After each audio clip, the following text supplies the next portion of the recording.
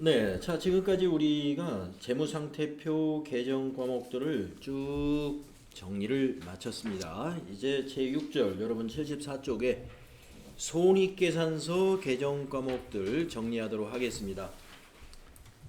손익계산서 정리는 재무상태표 정리보다 훨씬 빠르게 끝날 수 있습니다. 개정 과목 수가 적어서라기보다는 이제 그 재무상태표에 나와 있는 자산부채 자본에서의 그 설명만큼 그렇게 자세하게 설명하지 않아도 되는 것이 많아서 그렇습니다. 자, 손익계산서 개정은 수익과 비용 계정으로 구분이 되어 있습니다. 그리고 수익은 영업수익인 매출액 그리고 영업의 수익으로 구분을 하고 있고요. 비용은 매출액에 대응되는 원가, 매출 원가와 판매비에 해당되는 판매비와 관리비, 그 다음에 영업 외로 발생하는 영업의 비용, 그리고 법인세라는 세금이 법인에게 발생이 됩니다. 이와 같이 수익은 영업수익인 매출액과 영업의 수익, 그리고 비용은 매출액에 대응되는 매출원가, 그리고 판매비와 관리비, 영업의 비용, 법인세 비용으로 나누어져 있습니다.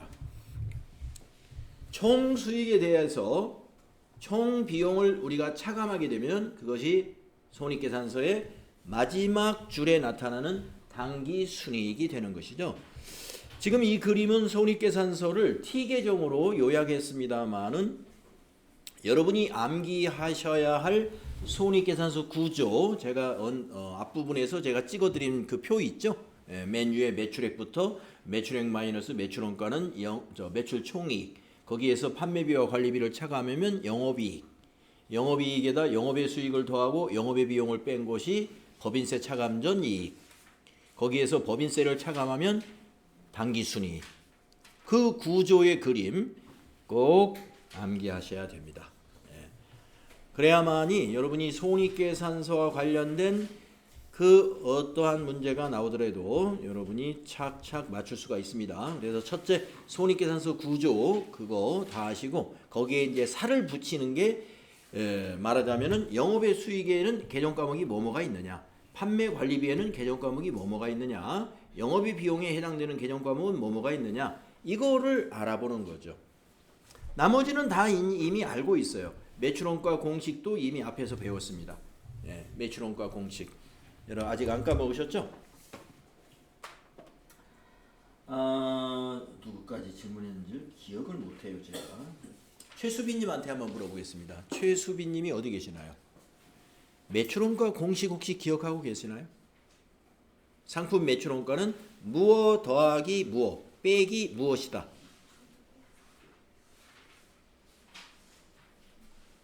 잊어버렸어요? 네. 자, 다시 기억을 해보세요.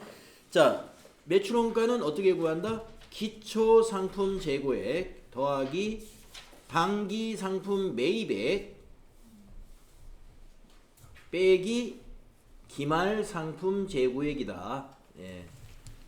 이렇게 줄여서 말하면 이렇게 됩니다. 자, 매출원가, 상품 매출원가 어떻게 구합니까? 네. 기초 더하기 매입 빼기 기말. 기초 더하기 매입, 기초에다 매입 더해가지고 기말 빼면 된다는 거죠. 그게 원가라는 거죠. 그 매출원가. 여기다 이제 살을 붙여서 말하면 기초 상품 재고액 더하기 당기 상품 매입액, 그걸 그냥 매입이라고 했어요. 빼기 기말은 기말 상품 재고액. 그 길게 외우기가 힘들잖아요. 그러면 이렇게 짧게 외우세요. 기초 더하기 매입 빼기 기말이다. 그래서 매출 원가는 계정 과목이 그냥 매출 원가예요. 계정 과목이 매출 원가. 그래서 매출 원가에 해당되는 계정 과목을 외웁시다. 이런 건 없어요. 그냥 매출 원가를 어떻게 산출하는가 이것만 아시면 돼요.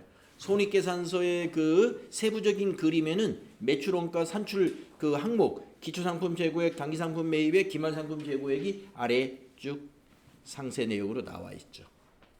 자, 그래서 여러분 손익계산서에서 우리가 앞으로 이제 여기서 밑에서 정리할 것은 조금 전에 말씀드린 대로 영업의 수익은 개정 과목이 한 10가지 정도 있어요. 뭐가 있는지, 또 판매비와 관리비도 한 20여 가지가 있어요. 뭐가 있는지, 또 영업의 비용도 한 10가지 정도 있어요. 뭐가 있는지 이거 정리한다고 보시면 돼.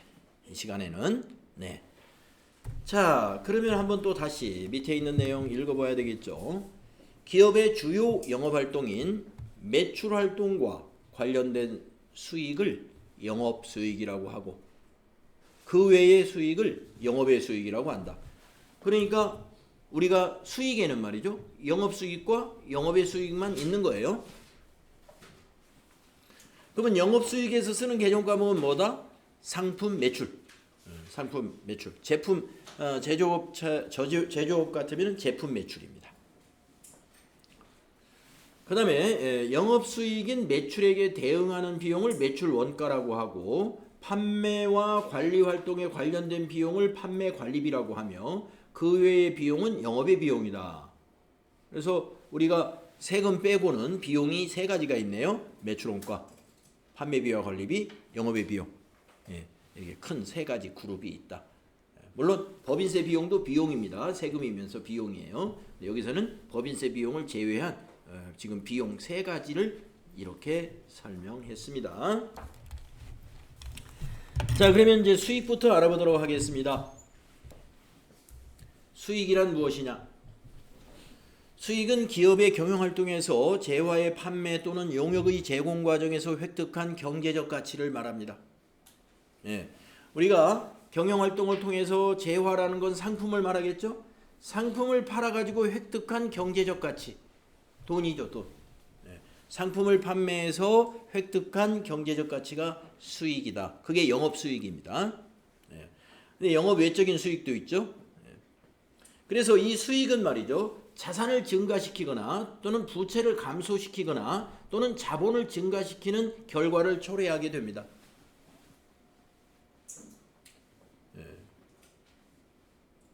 그리고 경제적 효익의 유입을 의미합니다. 효익을 유입, 수익은 효익을 유입한다는 것은 자본을 증가시킨다는 의미예요. 수익이 발생하면 결과적으로 경제적 효익의 총 유입을 의미한다. 결과적으로 자산을 증가시켰던 부채를 감소시켰던 간에 수익이 발생하게 되면 최종적으로 그 수익의 효과는 총 유입을 의미한다. 자본의 증가에 초래를 가져오게 된다. 이런 말이 되겠습니다. 자, 그러면 매출액이라는 것부터 보겠습니다. 개정 과목으로는 상품 매출이에요. 상품 매출. 기업의 경영활동에서 판매를 목적으로 외부에서 구입한 상품인 상품을 일정한 이익을 가산하여 매출하게 되는데 상품의 매출이 발생하면 매가에는 이익이 포함된 거죠. 원가에다가. 그래서 대변에 상품 매출 대변에다 기입한다. 상품 매출이 수익 개정 과목이거든요. 그래서 대변에 기입해야 수익 발생이 되는 거죠. 자, 그러면은 밑에 또 세 가지가 나오네요. 우리 매입에서도 매입 애누리, 매입 환출, 매입 할인을 우리가 정리를 했었는데 이번에 매출도 똑같이 이번에는 매입을 매출로만 바꾼 거예요. 매출 애누리, 이번에는 환출이 아니라 환입, 그리고 매입 할인이 아니라 이번에는 매출 할인. 그 의미는 똑같아요. 매출 애누리는 우리가 매입에서는 매입 애누리라고 했는데 매입을 했는데 불량이 있더라 해서 가격을 깎았다. 이게 매입 애누리라고 그랬잖아요. 근데 이번에는 오늘은 이제 매출 배우니까 매출 우리가 팔았는데 판매한 것 중에 제품에 하자가 있어가지고 거래처로부터 요구가 들어왔어요. 이거는 제 가격을 줄 수 없다 해서 우리는 그러면 값을 깎아주기로 하고 그걸 팔았다는 거죠. 그 깎아준 것이 매출 애누리다. 상품에 하자가 있어서 깎아주는 거. 그 다음에 매출 환입. 거래처에서 도저히 판매할 수가 없다 하고 반품을 보내왔어요. 그걸 우리는 매출 환입이라고 합니다. 반품을 받는 거. 그리고 매출 할인. 자, 우리가 외상으로 매출했는데 거래처에서 3개월 후에 주겠다고 했는데 3개월에 주겠다고 그 거래처하고 약정이 돼 있어가지고 단가를 한 개당 10,000원씩 단가를 계산했단 말이에요. 그런데 바로 현금처럼 바로 입금을 해줬어요. 그러면 3개월 이자를 감안해가지고 단가 조정을 들어가야죠. 그래서 980원에 한 개당 20원씩 할인을 하기로 했다. 이런 것을 매출 할인이라고 합니다. 그러면 순매출액이라는 건 무엇일까? 순매출액이라는 것은 총 매출액에서 요 세 가지를 빼야 되겠죠. 애누리, 환입, 할인을 뺀 것을 순매출액이라고 하죠. 네, 우리가 요 매입액에서도 순매입액을 계산하는 거 배웠잖아요. 순매입액은 그 매입한 상품의 물품 가격에다가 매입 시 부담했던 운반비, 보험료, 하역비 이런 건 다 포함을 하고 그걸 우리가 총 매입액이라 그러죠. 거기서 세 가지를 빼죠. 매입 애누리, 매입 환출, 매입 할인 요 세 가지 빼야 순매입액이었어요. 매출도 원리가 똑같아요. 순매출액은 총 매출액에서 매출 애누리, 매출 환입, 매출 할인을 빼야 된다. 자, 그래서 이제 상품 매출 정리가 끝났고요. 다음은 영업의 수익을 보도록 하겠습니다. 영업의 수익인 개념 과목이 꽤 많아요. 자, 첫째, 이자 수익. 이자 수익이라는 영업의 수익 개념 과목이 있어요. 금융기관 등에 대한 예금이나 대여금 등에 대하여 받는 이자입니다. 금융기관에다 예금하면은요, 만기 때 이자를 받게 됩니다. 그 이자가 이자 수익이에요. 영업의 수익이고요. 두 번째, 단기매매증권 평가이익. 단기매매증권 평가이익은 당좌자산 공부할 때 단기매매증권을 취득시 회계처리, 평가시 회계처리, 처분시 회계처리 세 가지를 여러분이 다 하셔야 된다고 말씀드렸고요. 거기에 평가시 회계처리 때 단기매매증권이 공정가치가 상승하게 되면은 결산 때 요 단기매매증권 평가이익이 나옵니다. 이거는 영업의 수익으로 손익에 반영이 됩니다. 앞 시간에서 배웠던 매도가능증권 평가이익은 영업의 수익이 아니에요. 그건 아까 자본에서 기타 포괄손익으로 분류한다고 배웠었습니다. 그 다음에 세 번째, 단기매매증권 처분이익. 단기매매증권을 매각하고 발생한 이익이 단기매매증권 처분이익입니다. 이것도 이미 우리가 알고 있는 개정 과목이죠. 자, 네 번째, 외환차익. 외환차익. 자, 뭐냐? 외화자산 회수와 외화부채 상환시 환율의 차이 때문에 발생한 이익이에요. 외화자산 하면은 외상매출금이에요. 국내 업체의 외상을 매출한 것이 아니라 수출한 거. 수출. 그래서 우리가 외화 거래의 결제 통화가 대부분 다 달러잖아요. 달러. 달러로 결제하게 되는데, 자, 만약에 4월 1일 날 미국에 있는 뭐 알파전자라는 회사가 있다고 봅시다. 자, 알파전자에다가 우리나라의 LG전자에서 그램 노트북을 수출을 했습니다. 팔았어요. 근데 알파전자에서 뭐라고 그러냐면은 3개월 후에 대금을 지급하겠다 하기로 하고 수출을 했습니다. 그러면 4월 1일 날 환율로 우리 회사가 LG전자는 어떻게 하느냐? 4월 1일 환율이 1달러당 1,000원이었어요. 1달러당 1,000원. 그러면 달러당 1,000원인데 우리가 요 그 노트북을 어떻게 단가를 결정했냐면은 노트북이 한 100만 원 정도 되니까 뭐 1,000달러. 단가를 한 대당 1,000달러로 했습니다. 그러면은 한 대가 100만 원이죠. 딱 100만 원. 자, 한 대만 계산하기 간단하게 요 한 대만 외상으로 수출을 했습니다. 자, 그래서 4월 1일 날 LG전자는 차변의 외상 매출금을 얼마로 기록할까요? 100만 원으로 기록되어 있죠. 예, 차변의 외상 매출금 100만 원. 예, 대변에는 상품을 팔았으니까 대변은 뭐죠? 상품 매출 100만 원. 이게 4월 1일 날 회계처리예요. 예, 아까 조금 전에 상품 매출 배웠잖아요. 예, 상품을 판매하면 상품 매출 계정 대변에 기입한다. 그래서 대변의 상품 LG전자는 이게 상품이 아니라 자기 회사 제품이니까 이제 제품 매출이겠네요. 예, 제품 매출.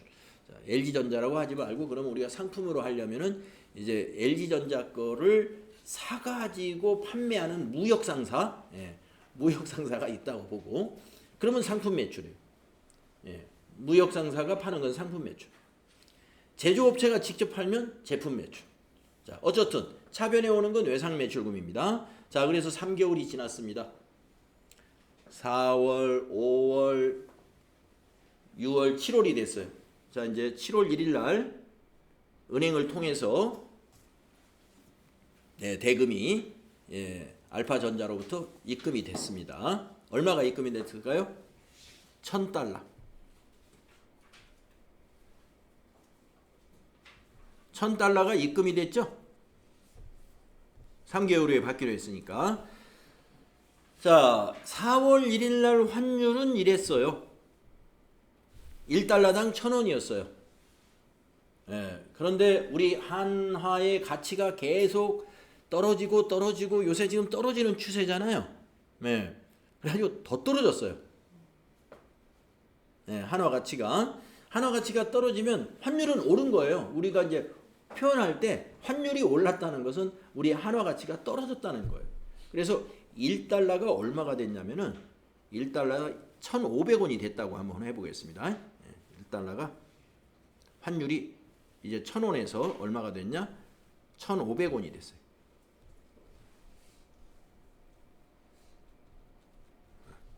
달러당 1,500원.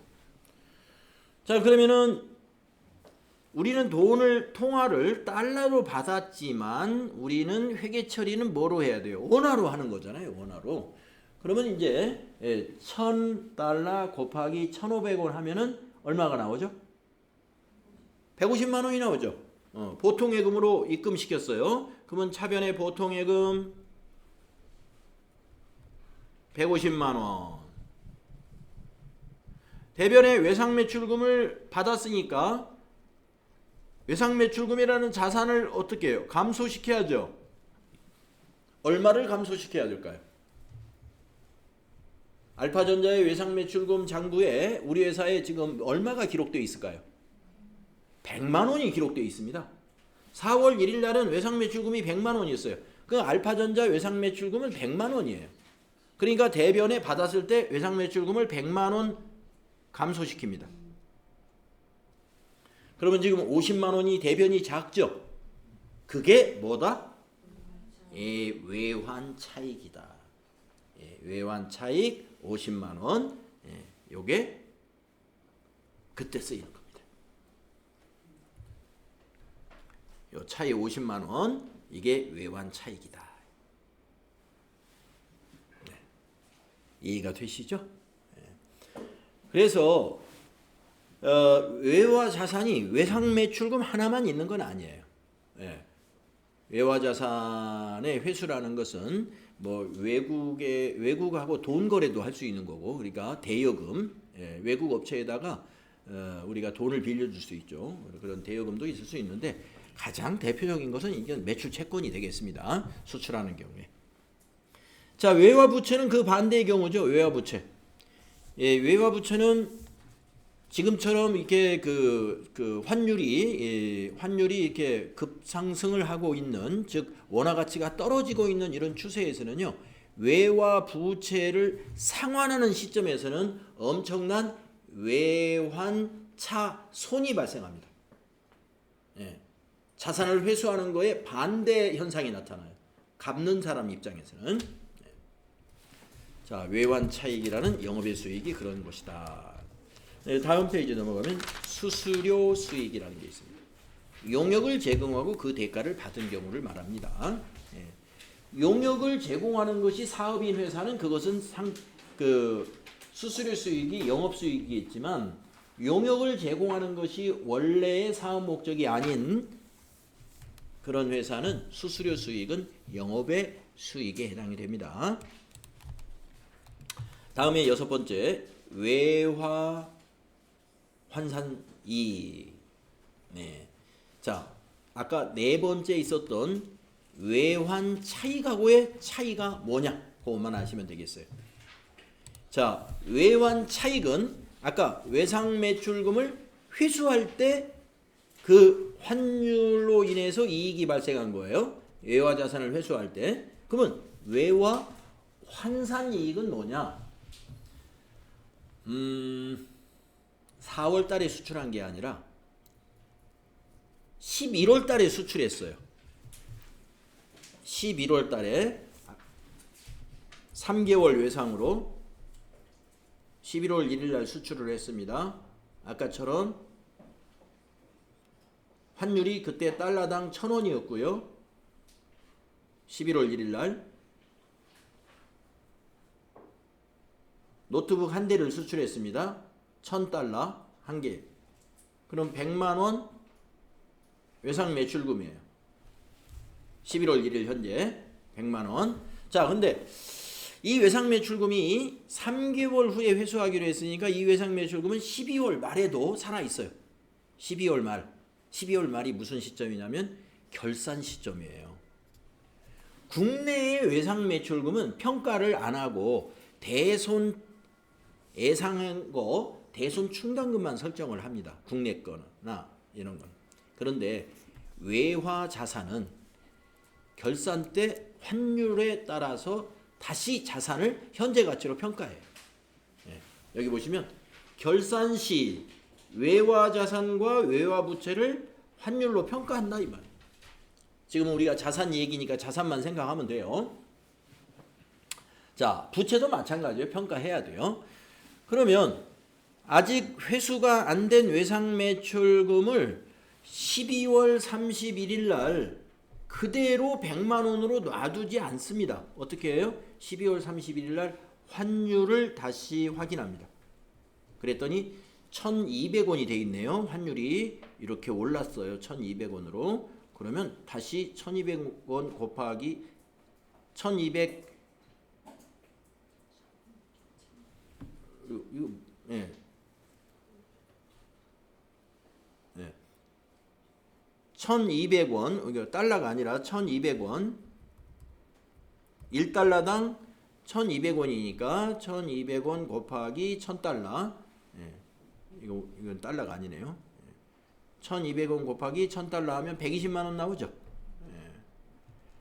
외상 매출금을 120만 원으로 평가가 됩니다. 그러면 어떻게 해야 돼요? 20만 원의 외상 매출금을 증가시켜야 되죠. 그때 요 20만 원을 뭘로 기록한다? 외화 환산 이익이라고 기록한다. 자, 외환 차익하고 차이점을 아시겠죠?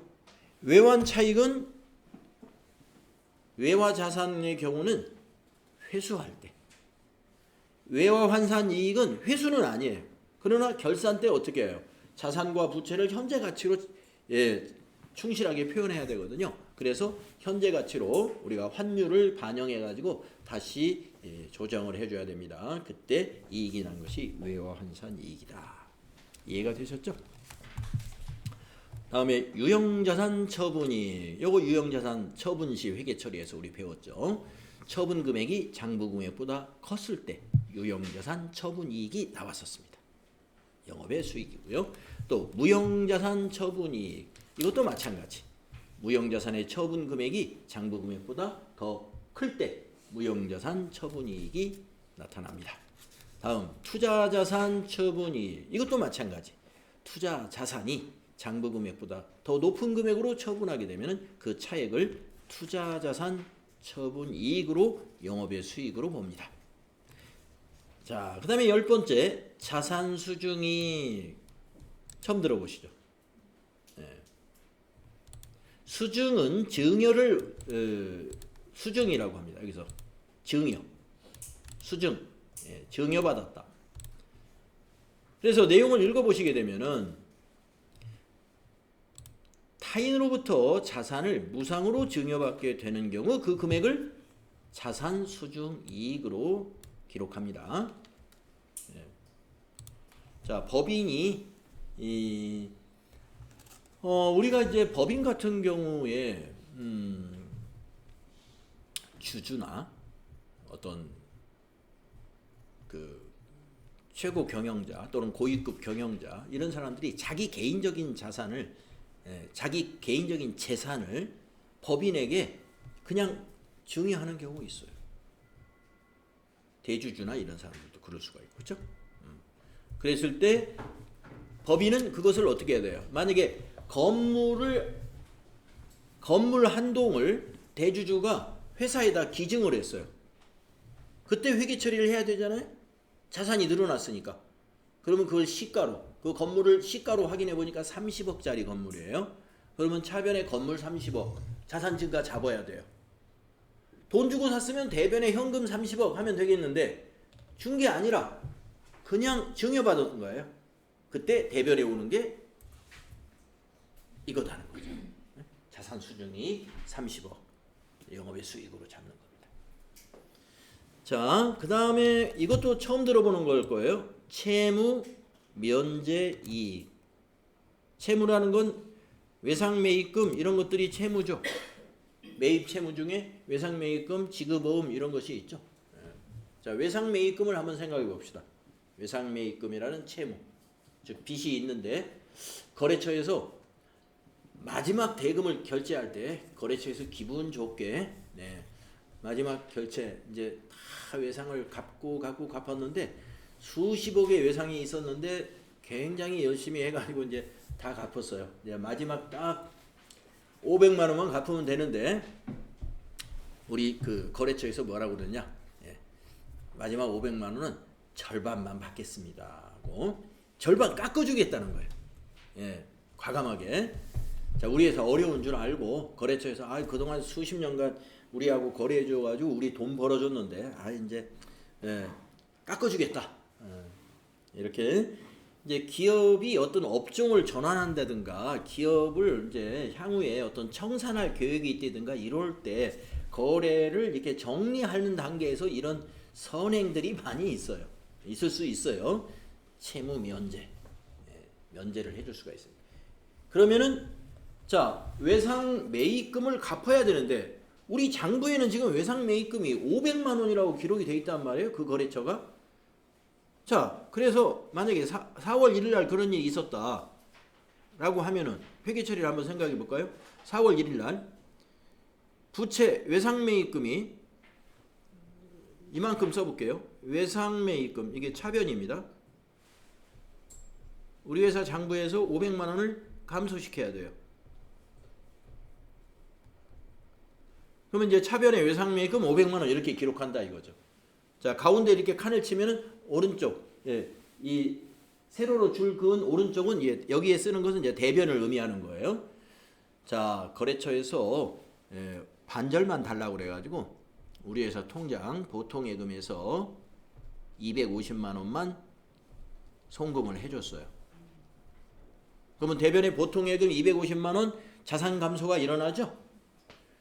그럼 나머지 250만 원을 이렇게 기록한다 이거예요. 거래처에서 면제해 주기로 했으니까 채무 면제 이익이라고 기록한다 이거예요. 250만 원. 채무 면제 이익이라고 기록한다. 채무 면제 이익이 뭔지 이해가 되시면 돼요.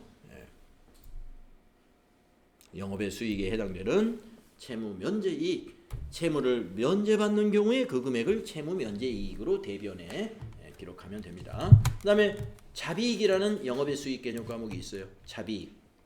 자비익 하면은 앞에 잡자 들어가는 게 기타, 기타 같은 그런 의미가 있어요. 기타. 자, 밑에 보시면 영업활동 이외의 활동에서 금액이 적은 이익이나 빈번하지 않은 이익, 금액이 아주 너무 적어. 아니면 아주 1년에 뭐 한 번, 두 번 이게 몇 번 있을까 말까 하는 그런 건이에요. 이런 것은 이제 자비익으로 본다 이거예요. 자비익. 예. 그래서 이제 예를 든다면은 여러분들이 그 당좌자산을 공부할 때 현금의 그 장부상 금액하고 그 다음에 실제 금액의 차이가 날 때 장부상 금액에는 우리 회사가 10만 원이 잔액이었는데 현금이 금고에 보니까 15만 원이 있어요. 금고에 5만 원이 더 많아. 그럼 무조건 그 차변에 현금 5만 원을 입금 잡아야 되거든요. 장부를 고쳐야 돼. 실제 현금이 많으니까. 근데 이제 원인을 모르니까 우리가 대변에 임시 계정인 그 현금 과부족 그 개정 과목 기억나시죠? 현금 과부족 그렇게 처리했어요. 그래가지고 금방 밝혀지겠지 하고 이제 기대를 했으나 계속 아무런 것도 밝혀지지 않았어요. 그러면 현금 과부족이 결산일까지 계속 잔액이 남아 있겠네요. 대변에. 그러다가 결산일을 맞이했어요. 그러면 12월 31일 날 어떻게 정리해야 되냐면 현금 과부족은 임시 계정이니까 대변에 있는 것을 차변에 현금 과부족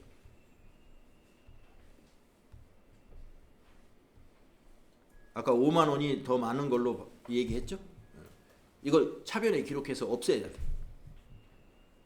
없애는데 대변에 뭐라고 기록해야 되냐? 자비익이라고 한다고 그랬죠. 현금 과잉은 결산일까지 원인이 안 밝혀지면 자비익으로 잡아라. 5만 원. 자비익이 만약에 시험이 나온다면 그게 나올 거예요. 그게. 현금 과부족이 원인이 안 밝혀져 가지고 현금 과잉액 5만 원을 어떻게 결산 때 회계 처리해야 되느냐. 문제가 만약에 나온다면 자비익은 그 정도 나오지 않을까. 자, 그래서 영업의 수익 12개였나요? 이 개정 과목들 여러분 기억하셔야 되겠습니다. 영업의 수익. 자, 다음은 이제 비용 개정 과목으로 넘어가겠습니다. 비용에서 제일 큰 것이 뭐예요? 상품 매출 원가예요. 상품 매출 원가. 상품 매출 원가 산출 방법은 여기 나와 있습니다. 상품 매출 원가는 기초 상품 재고액 더하기 당기 상품 매입액 빼기 기말 상품 재고액이다. 기업의 경영활동에서 판매를 목적으로 외부에서 구입한 재화인 상품을 매출하였을 때 그 매출한 상품의 매입 원가가 상품 매출 원가다. 왜 매입 원가죠? 우리가 여기 보면은요. 저기 상품 매출 원가에 보면 기초 상품 재고라는 건 매입한 것의 재고잖아요. 그다음에 당기 상품 매입액이잖아요. 매입액. 거기에서 기말 상품 재고액을 빼주는 거니까 매입 원가가 맞는 거죠. 판매된 상품의 매입 원가가 상품 매출 원가가 되는 것이다. 상품 매출 원가라는 개정 과목이 있는데 이거의 회계 처리는 여러분들이 나중에 실무 수행할 때는 자동으로 분계를 만들 거예요. 분계가 만들어질 때는 차변의 상품 매출 원가, 대변의 상품 요 분계가 만들어질 겁니다. 자동 분계로.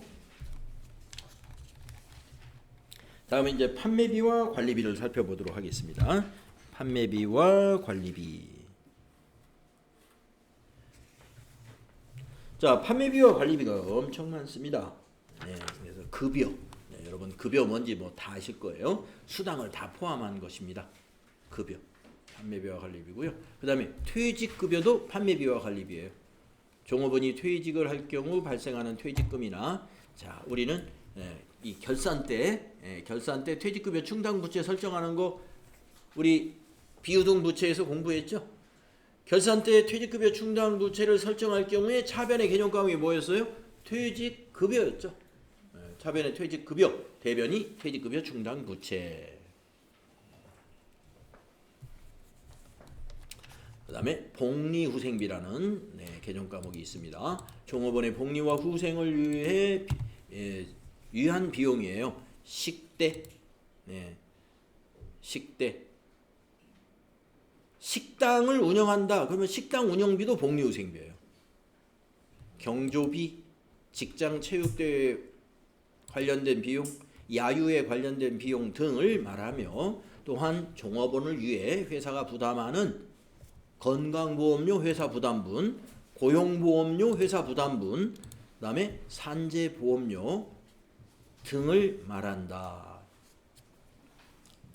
그런데 이 산재보험료는 복리후생비로 처리하는 회사도 있겠으나 그냥 보험료로 처리하는 회사도 있습니다.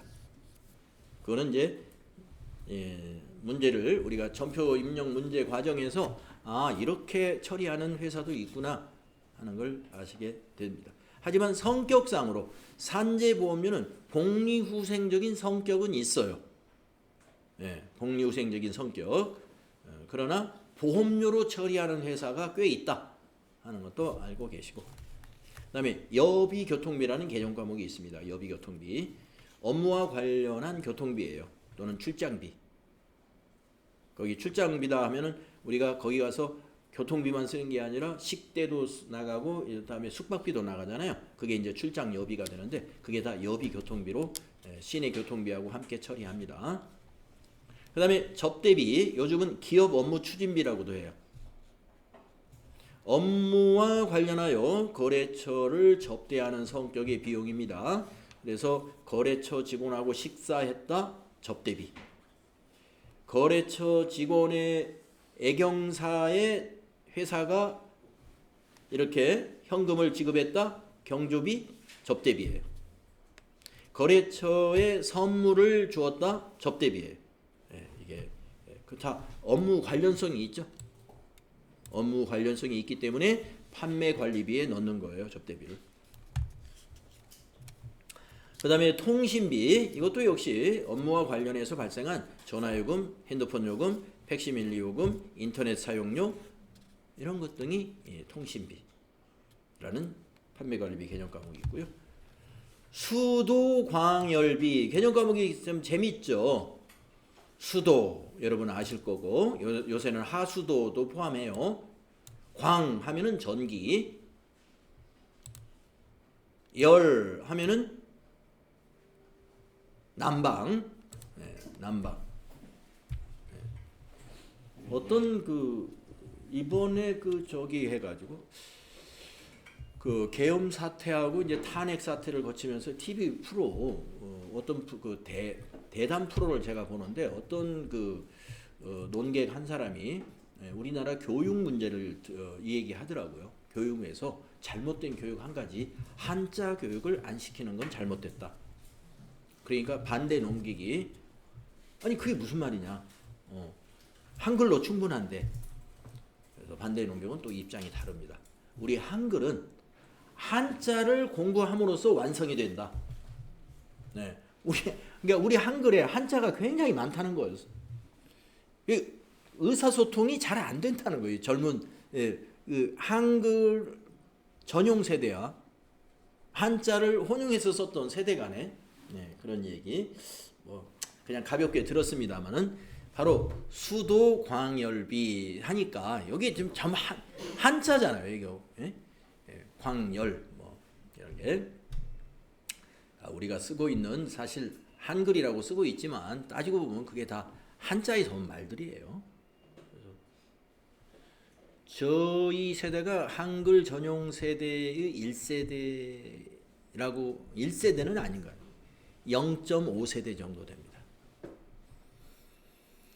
우리가 국민학교, 옛날에는 국민학교였는데 국민학교 다닐 때에는 교과서에 국어책 빼고는 전부 한자가 들어가 있었어요. 국어책에도 들어있었나? 네. 그래서 당연히 학교 다니면서 우리가 서당은 없어졌지만은 동네에 그 서당도 조금 있는 데도 있었는데 큰 동네는 우리는 작은 동네라서 서당은 없지만은 어머니 아버지가 천자문이라는 걸 사줬습니다. 방학 때는 학교에서 가르치는 게 아니라 집에서 천자문을 공부해야 돼요. 그 정도는 천자문은 해야 이 국민학교 6학년까지 무난히 거기 나오는 한자를 우리가 읽을 수가 있고 이해할 수가 있죠. 중학교를 갔더니 책에서 한자가 싹 없어졌어요. 그때 이제 한자 교육을 철회했습니다. 2년인가 있더니 3학년 때 다시 한자가 살아났어요. 그러면서 고등학교 입시 시험에 한자가 나온다는 거야. 깜짝 놀랐습니다. 한자 이제 해방됐구나 했는데 이 3학년 때 교과서에 한자 아니 교과서가 아니라 그 다른 교과서에 사회나 이런데 역사나 이런데 넣지는 않았는데 한자 시간이 생겼다는 거죠. 그래서 중3 때 한자 선생님이 취임해서 오신 거예요. 한자 시간이 생겼어요. 다시 한자를 좀 공부했는데 그러니까 우리 세대는 고등학교 때는 나중에 다시 한자가 또 없어졌어요. 네. 그러니까 한자가 처음에 있다가 없어졌다가 그리고 다시 한 1, 2년 생겼는데 다시 없어졌어요. 네. 그때 우리 교육 정책이 그렇게 오락가락 했을 때가 있었어요. 네. 지금은 아예 없죠. 한자 시간이. 있나요, 혹시? 아이들 키우는 분들은? 있어요? 네, 없죠. 네, 없으니까 이제 그런 얘기를 하는 것 같습니다. 네. 자, 하여튼 뭐 그랬다는 거고요. 네, 수도 광열비 세 가지가 섞여 있어요. 수도, 가스, 난방. 네, 여기는 이제 하수도도 포함됩니다. 그래서 업무와 관련해서 수도요금이나 가스요금이나 난방요금을 처리하는 판매관리비 개념 과목입니다. 그 다음 전력비. 이게 옛날에는 수도광열비에 전기요금을 포함을 당연히 시켰죠. 예, 그런데 지금 여기 설명에서 보면 전기라는 말을 쏙 빼버렸네요. 예, 왜냐? 밑에 전력비가 있으니까. 여기서 사실은 요 광이 이제 전력비거든요. 전력비인데 밑에서 따로 전력비라는 판매관리비 개정 과목을 따로 썼기 때문에 위에서 전기는 뺐습니다. 자, 업무와 관련하여 발생한 전기요금이 전력비입니다. 그 다음에 세금과 공과금. 자, 세금 하면은 여러분 무엇인지 아시죠? 자동차세, 주민세, 등록세, 세금. 그 다음에 공과금 하면은 상공회의소 회비, 무슨 협회에 가입했으면 그 협회 회비 이런 것이 공과금이 되겠죠. 자, 업무와 관련하여 발생한 세금인 재산세, 자동차세 등과 공과금인 상공회의소 회원이면 상공회의소 회비, 그 다음에 무슨 조합에 가입되어 있으면 조합원 회비, 협회에 가입되어 있으면 협회비 이런 것 등을 처리하는 개정 과목이에요. 세금과 공과금. 그 다음에 감가상각비. 우리 유형자산 공부할 때 배웠죠? 감가상각의 개념부터 결산 때 감가상각비 처리합니다. 업무와 관련된 유형자산의 건물, 기계장치, 차량 운반구, 비품 등의 감가상각액을 감가상각비라고 그래요. 그 다음에 다음 페이지 임차료. 네, 임차료 우리 배웠죠? 네, 월세. 자, 업무와 관련하여 발생한 토지, 건물, 기계, 차량 등의 임차 비용을 말한다. 그래서 요새 법인들이 차량을 직접 구매하지 않고 렌트 해가지고 업무용 차량을 쓰는 법인들이 상당히 많아요. 그래서 그 렌트비가 여기서 회사에서는 임차료라는 계정으로 회계 처리를 하면 됩니다. 렌트비를 전부 임차료로 처리하는 거예요. 수선비 배웠죠? 유형자산의 수익적 지출, 유형자산의 취득 후 지출에는 자본적 지출과 수익적 지출이 있는데 자본적 지출은 자산 처리하는 것을 말하고 수익적 지출은 비용 처리한다. 할 때 수선비로 처리한다 그랬죠.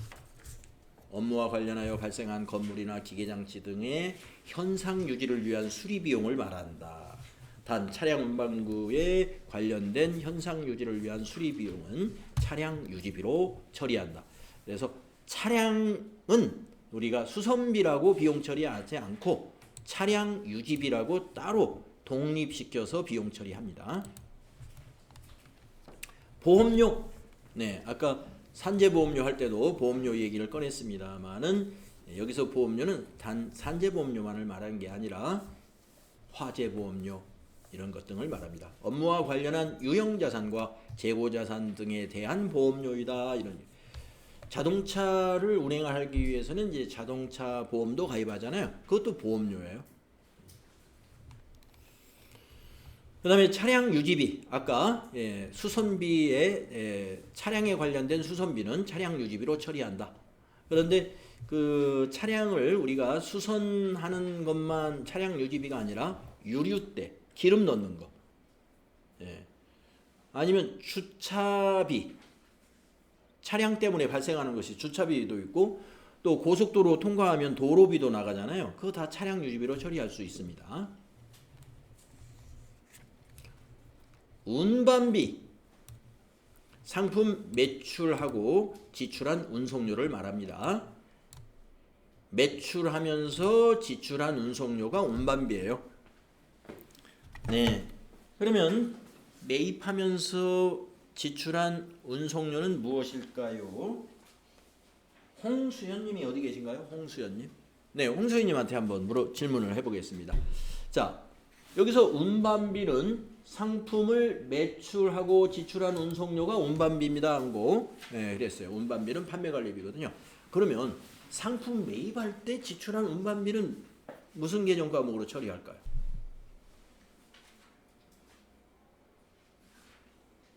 매입하면서 재고자산 매입시 운반비, 보험료, 하역비,